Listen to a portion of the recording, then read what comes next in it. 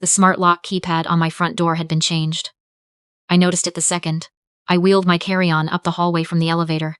The familiar backlit panel was the same, but the code I had been using for 3 years did nothing. The tiny red indicator light blinked at me once, twice, and then went dark. The way a face goes blank, right before it decides to pretend it doesn't know you. I knocked on my own door.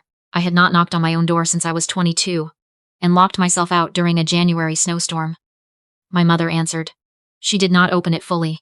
She held it at a 10-centimeter gap, one hand on the frame, the other somewhere behind the door where I couldn't see it. She looked at me the way you look at a delivery driver who has misread the address.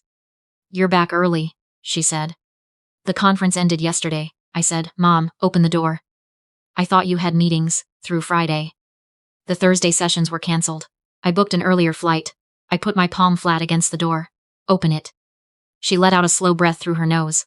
The kind of breath that is meant to communicate that infinite patience is being applied to an unreasonable situation. And then she stepped back and let me in. My brother was on my sofa. His wife was in my kitchen, filling my kettle at my sink. Through the glass door of my former home office, I could see my spare duvet on the floor, and 2 small shapes asleep underneath it, surrounded by garbage bags and a flattened cardboard box. The hallway smelled like reheated pasta, and the particular sweetness of children's shampoo. "Before you say anything," my mother started. "How did you get in?" "The emergency key." "That key is for emergencies. This is an emergency." She folded her arms. "Your brother's landlord sold the building out from under them. They had 60 days notice, and nowhere that would take a young family on short notice. Do you have any idea what the rental market looks like right now? Any idea what it costs to find a 2-bedroom in this city with pets and 2 kids under 4? "I know what it costs," I said. "I live here." "You barely live here. You're in Calgary, you're in Toronto, you were in Halifax for 3 weeks in October. You said yourself you're gone half the year." She gestured around my apartment with one hand, the same gesture people use when they're about to tell you that what you own is excessive. "This is sitting empty half the time. Your brother has nowhere. We didn't think you would want them sleeping in a hotel on credit cards." I looked past her into the living room. My brother had not looked up from his phone.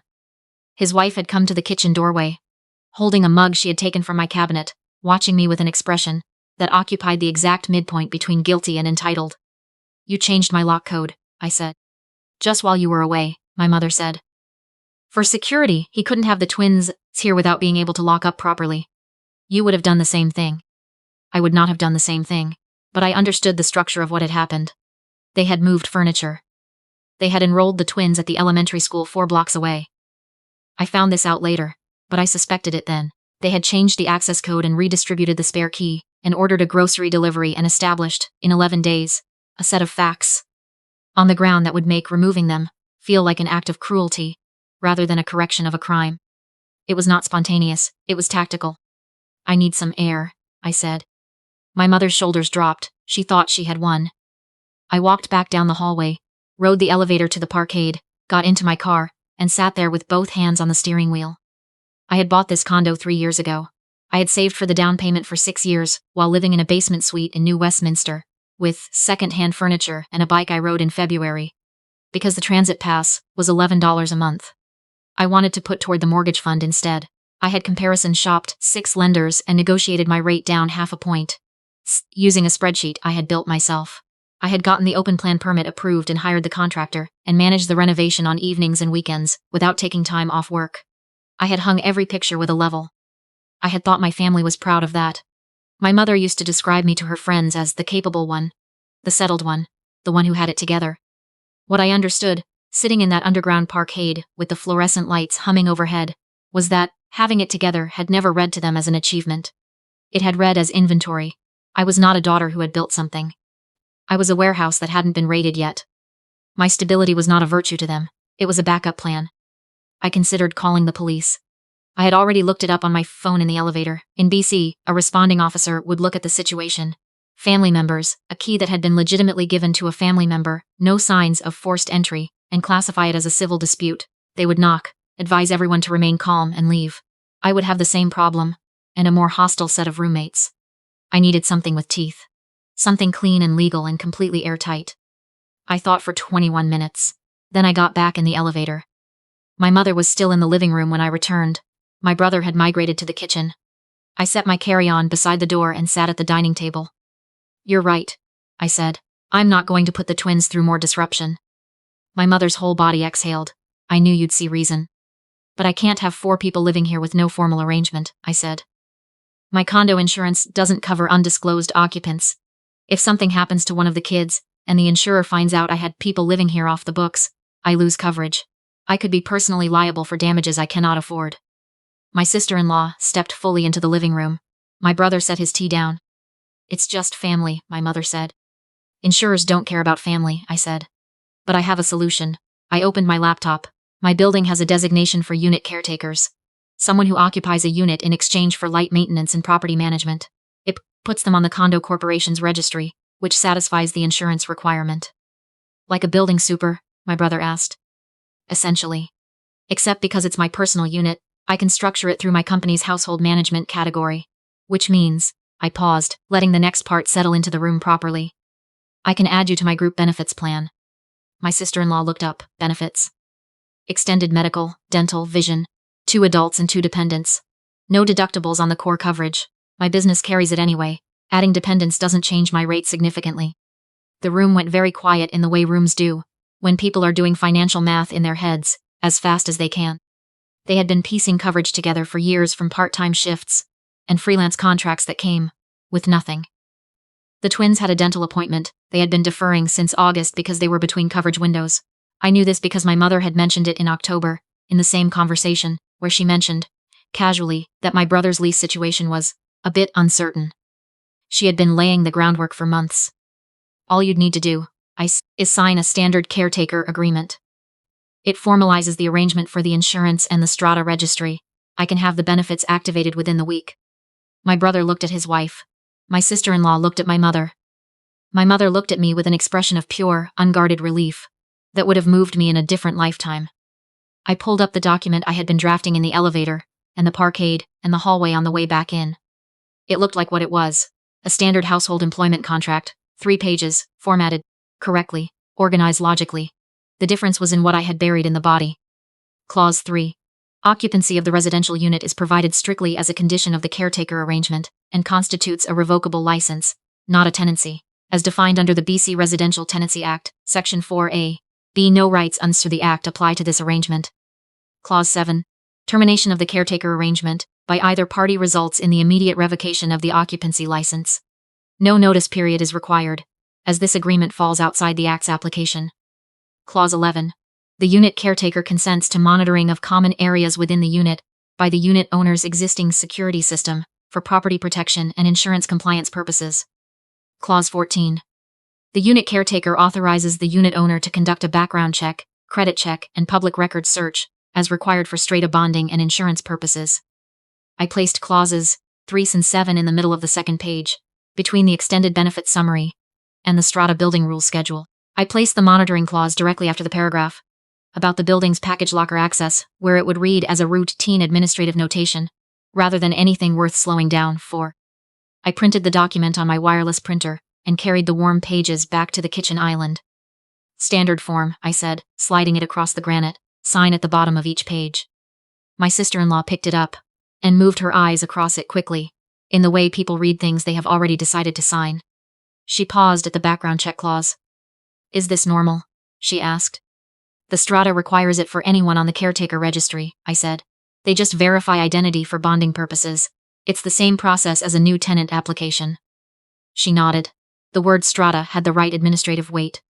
It sounded like someone else's bureaucracy, not hers. My brother signed first. Both pages, casual signature, didn't slow down at line 3 of either. My sister-in-law signed second. I countersigned and dated both copies and slid one across to them. I'll send the benefits enrollment link tonight, I said. My mother put her hand on my shoulder. You're a good person, she said. You always were. I told them I had a client dinner I couldn't move. I told them I'd be back tomorrow.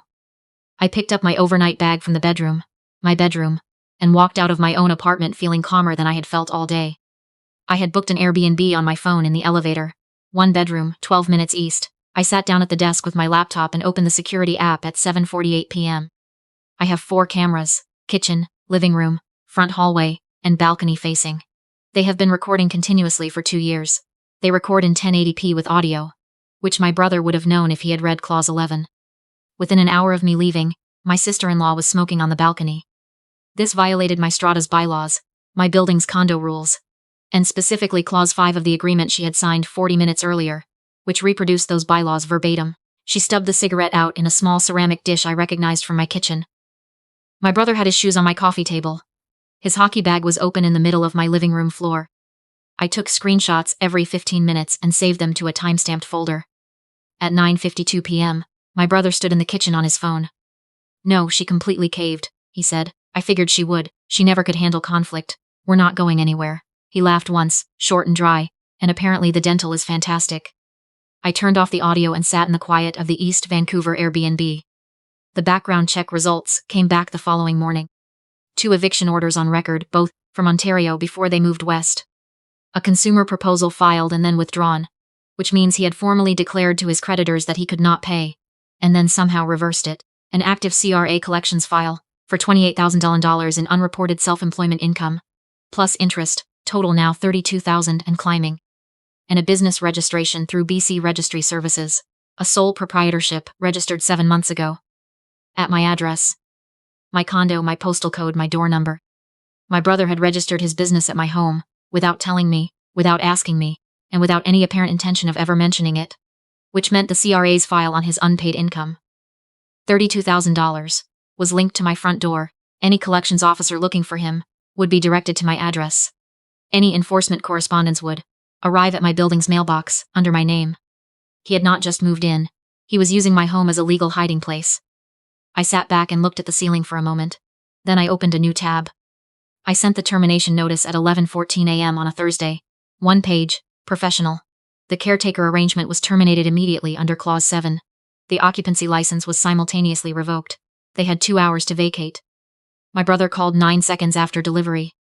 "You can't do this," he said. "We have rights. We've been here 2 weeks. 11 days, I said. "And you don't have rights. You signed a license agreement, not a lease. I'd encourage you to read clauses 3 and 7. We have kids." "I know.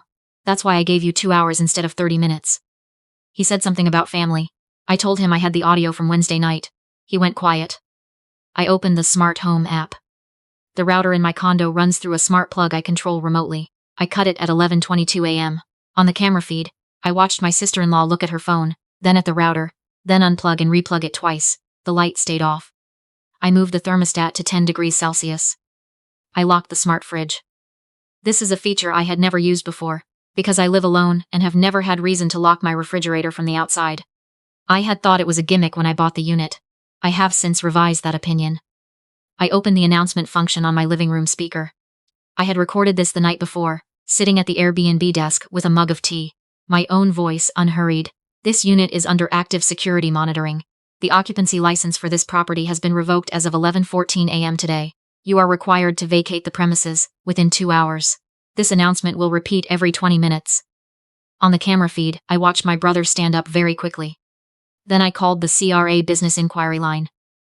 I reported the unauthorized business registration at my address, provided the registration number and my brother's full legal name, and confirmed that he was currently present at that address. The agent thanked me and noted the file. I emailed my strata manager 3 timestamped screenshots of the balcony smoking incidents, referenced the specific bylaw number, attached the signed caretaker agreement, and formally requested a violation notice and denial of any future occupancy application for those individuals. By 12:30 p.m., the garbage bags were back in the hallway. My sister-in-law was loading them into the elevator in 2 trips, not looking at the camera. The twins were, in their snowsuits, sitting on the floor of the living room eating crackers, unbothered by all of it, in the way that 3-year-olds are unbothered by structural collapses. They don't understand yet. My brother stood in the kitchen on his phone, and I turned the audio up. "She's cut the Wi-Fi in the heat," he said. My mother on the other end said something I couldn't make out. "I don't know," he said. "I thought she'd let it go." At 1:08 p.m., there was a knock at my door. A woman in a lanyard handed my brother an envelope and asked him to state his name for confirmation. He confirmed it. She left. The envelope was from the CRA, Collections Division. Given that his business was registered at an active address, with a recently confirmed occupant, the file had been prioritized for contact. The letter contained a formal notice of assessment, interest calculation to date, and instructions for responding within 30 days. He had spent 7 months using my address to hide. It had taken me 40 minutes to give them the map. He stood in the doorway of my living room, holding the envelope for a very long time. I don't know if he understood all of it in that moment, or just enough. Enough was sufficient. They were gone by 1:45 p.m. The door closed, the building went quiet. I finished my coffee and drove home. The apartment was not destroyed. It was just wrong in the small ways that tell you someone else has been living in your space. A scuff on the hardwood. The wrong mug on the wrong shelf. One of the twins had drawn a short orange line on the baseboard in the hallway. Crayon, right at toddler height. I photographed it along with everything else, and sent the documentation to my insurance file, and to my lawyer, who sent a formal letter about restoration costs. Then I cleaned. It took 3 hours. I moved things back to where they belonged, drawer by drawer, shelf by shelf. I hung the painting that had been relocated back in its original spot, used the level I keep in the utility closet. I put fresh sheets on my bed and opened all the windows for an hour, even though it was 6 degrees outside, and I needed a sweater to tolerate it. I made tea in my own kitchen and sat on my own sofa in the quiet. My mother called 4 times that evening. The messages started with, "I cannot believe what you did to this family," and ended with, "Your brother is going to have trouble finding housing now because of you." She said the second part as if I had created his eviction record, his consumer proposal, and $32,000 in unpaid taxes, as if I had registered his business at my address without his knowledge. Which is an interesting reversal of how that actually happened. I did not call her back. I have thought about the parkade a lot since then, about sitting under those fluorescent lights, understanding, fully and finally, what I represented to them. Not a daughter. Not a person who had sacrificed a decade of comfort to build something stable and quiet, and hers a surplus. A contingency fund they had been waiting to access. There is a particular kind of grief that comes with that realization, and it is not loud. It is very quiet and very cold, and it lives at the back of your chest like a stone you keep turning over and putting down. You do not get rid of it by confronting it. You get rid of it by building a life so clearly and firmly your own that there is no longer any ambiguity about what belongs to you and what doesn't. They had counted on my guilt being louder than my judgment.